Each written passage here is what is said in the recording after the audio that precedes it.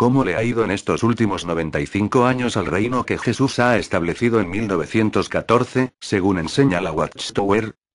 Un gran problema que tienen los testigos de Jehová con su enseñanza de que el reino de Dios empezó en 1914 es, que se supone que el reino de Dios sería un reino que traería la paz, la rectitud, y la justicia a la humanidad.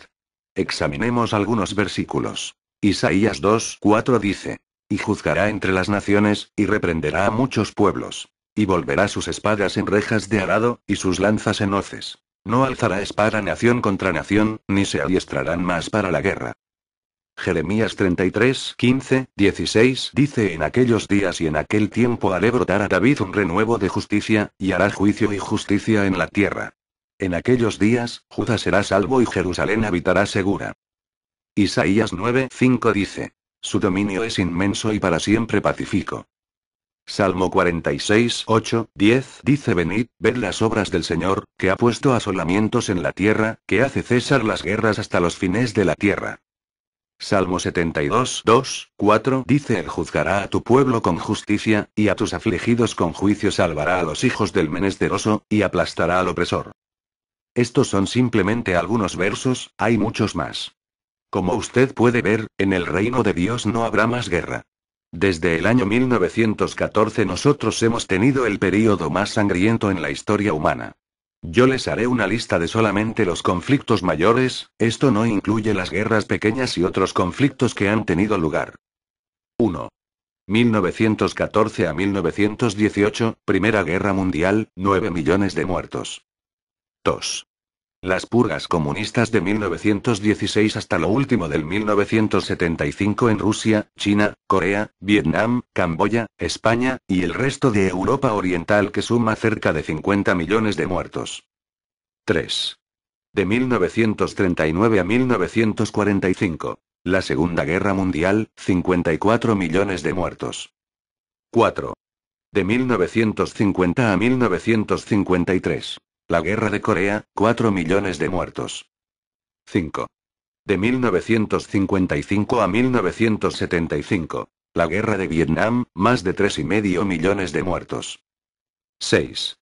De 1978.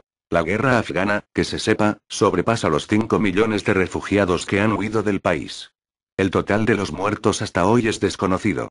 Y todavía no ha terminado. El mundo que nosotros vivimos hoy en el 2009 es de todo menos pacífico. Países todavía están emprendiendo guerra unos contra otros, y todos los países todavía entrenan para la guerra. Si usted cree que nosotros vivimos en un mundo pacífico, simplemente ponga las noticias de la tarde y ella se encargará de desmentirlo. Los opresores del mundo no han sido en ningún momento aplastados. Jerusalén tampoco está en ninguna manera, como podría definirse, habitando segura. Resumen. Los reinos de la tierra no se han destruido, como debiera de haber sido si el año 1914 hubiera sido la fecha correcta. El mundo no ha estado ni está en paz. Esto quiere decir que Jesús definitivamente no ha venido aún y su venida es inminente en cualquier momento para el Armagedón, para que recién Jesús separe a las ovejas de las cabras. Jesús vendrá por segunda vez y será en forma visible, tan visible como fue su partida visible y todos sus discípulos lo vieron ascender en una nube. Cuando Jesús venga por segunda vez, Él establecerá su reino y se cumplirán todos los textos bíblicos antes mencionados en este vídeo. No hay duda, a raíz de los acontecimientos mundiales que estamos viviendo, y que ya hemos mencionado, que Jesús aún no ha venido y que la venida de Jesús en forma invisible en 1914 es una burda mentira.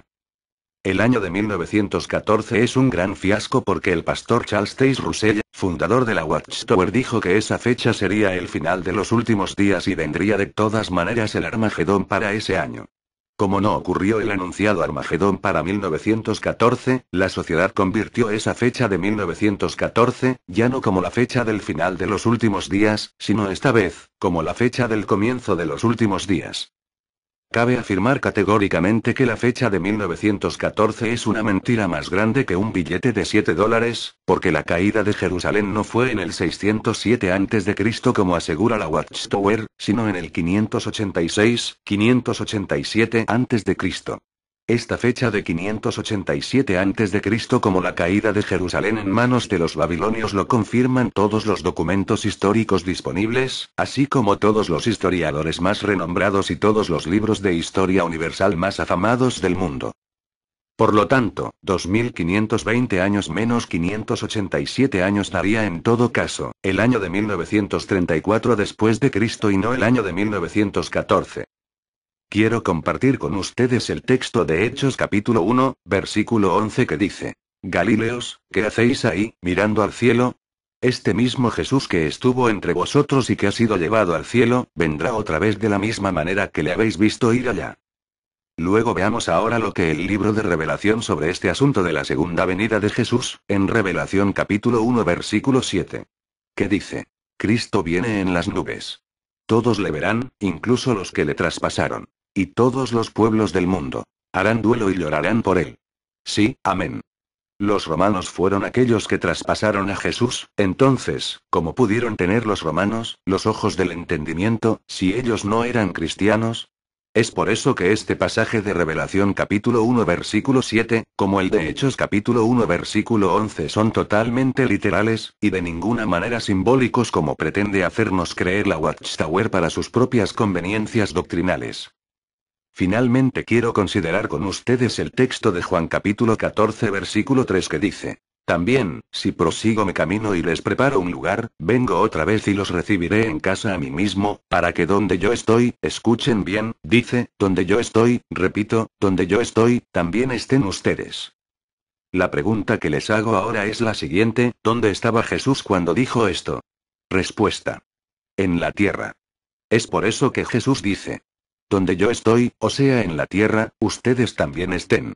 No hay duda que Jesús les habló a sus discípulos que su reino sería en la tierra, y así lo entendieron sus discípulos al preguntarle a Jesús en Hechos capítulo 1 versículo 6 como sigue: Dinos Señor Jesús, ¿restaurarás el reino a Israel en este tiempo? No hay duda que sus discípulos tenían bien claro que habría una restauración del reino a Israel en la tierra misma, con su pueblo escogido Israel, junto con sus hermanos adoptivos, los gentiles.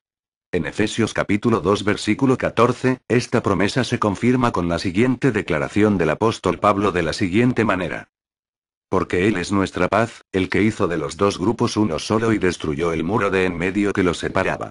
Es por eso que Jesús dijo bien claro que solo los mansos heredarán la tierra, no dijo a sus discípulos que ellos heredarían los cielos, de lo contrario, si los de la supuesta clase de los 144.000 no heredan la tierra, entonces quiere decir que estos no son mansos.